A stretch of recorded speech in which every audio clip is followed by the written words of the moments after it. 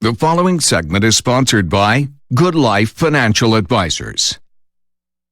With all our digital transactions, kids today aren't seeing the exchange of money at the cash register as often. They may think purchases just appear on our doorsteps without much consideration for the money being spent. So getting your kids on track to become responsible spenders means teaching them early. And Frederick Shouse is here from Good Life Financial Advisors with some tips to help us do that. Hi, Frederick.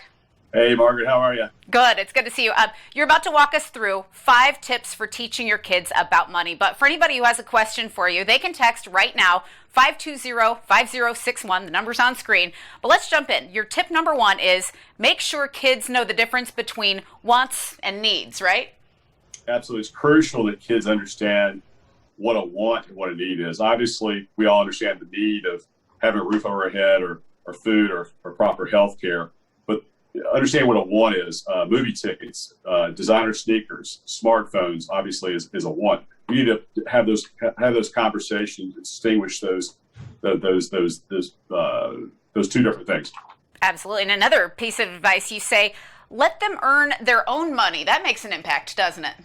Absolutely. Having kids do chores and monetizing that for them teaches them about hard work. And understanding what's really out there in the world for them once they get out of school. And your tip number 3 is saving is crucial. And you say parents would do very well to provide their kids with a place to save, right?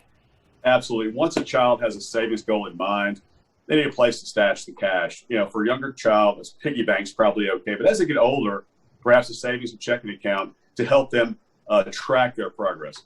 All right. And number 4, to encourage kids to get into the habit of saving, you recommend offering incentives. Tell us about that. Yeah, one of the reasons people save in employee-sponsored retirement plans like 401ks is because there's a company match. I mean, after all, who doesn't like free money?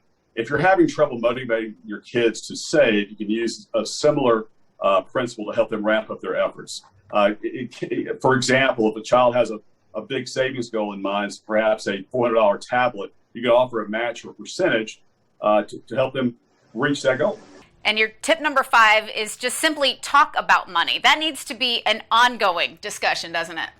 It does from the time they first get their first gift, perhaps or Amazon, to the time they go to school, and even afterwards, understanding what it takes to make those needs and wants happen. It's really critical. Great information as always, Frederick. People can contact you by texting the number on screen. They can set up a meeting right now by texting 520-5061. You can also email frederick.shouse@goodlifefa.com or find him on Facebook or LinkedIn. Frederick Shouse, Good Life Financial Advisors. We look forward to having you again really soon. Thanks for being here.